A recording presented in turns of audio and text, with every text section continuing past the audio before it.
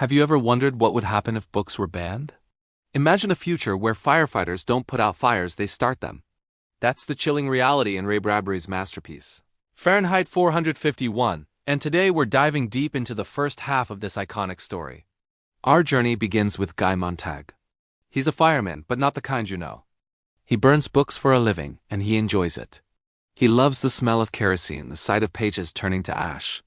To him, it's just a job, a way to keep society happy and free from the confusing, contradictory ideas found in books. In his world, people are glued to their giant parlor walls, massive interactive screens that feed them a constant stream of mindless entertainment. His wife, Mildred, is a perfect example, completely absorbed in her digital family, unable to connect with anything real. But then, everything changes. On his way home one night, Montag meets a peculiar teenage girl named Clarisse McClellan. She's different, she asks questions.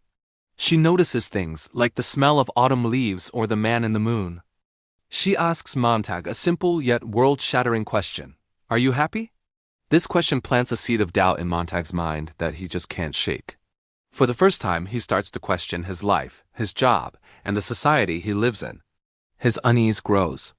He starts noticing the emptiness around him, the way people drive so fast they can't see the world, the way his wife overdoses on sleeping pills and has no memory of it the next day.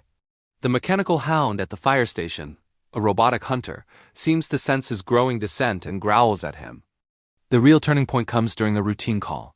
The firemen are called to an old woman's house, packed to the ceiling with illegal books. But instead of surrendering her library, she does the unthinkable. She refuses to leave. As the firemen douse her books in kerosene, she lights a match herself, choosing to burn with her precious collection. Montag is horrified. As the flames engulf the house, he secretly steals a book, an act he can't even explain to himself. The woman's sacrifice shatters Montag's world. What could be in those books that would make someone die for them? He feels sick, not just physically, but spiritually. He can no longer go on pretending. He confides in Mildred, trying to make her understand what he's feeling. But she's incapable of empathy, more concerned about her TV shows being interrupted. Desperate for answers, Montag remembers an old man he once met in a park. A former English professor named Faber. He knows Faber might have the answers he's looking for. Montag calls him, his hands shaking, asking about books, hinting at his forbidden curiosity. Faber is cautious, scared, but he senses a potential ally in Montag. Meanwhile, Captain Beatty, Montag's boss, seems to know what's going on. He pays Montag a visit, delivering a long, twisted history of how their society came to be. He explains that books were not banned by the government, but by the people themselves.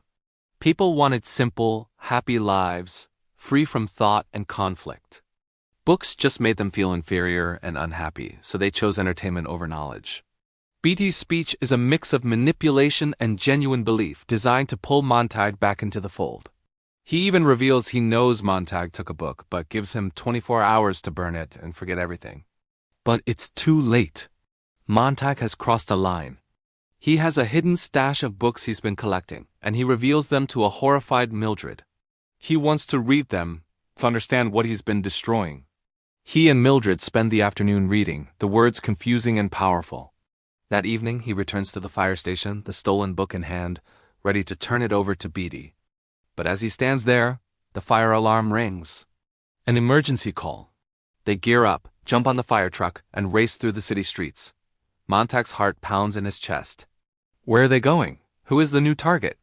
The truck screams to a halt, and Montag looks up. He freezes.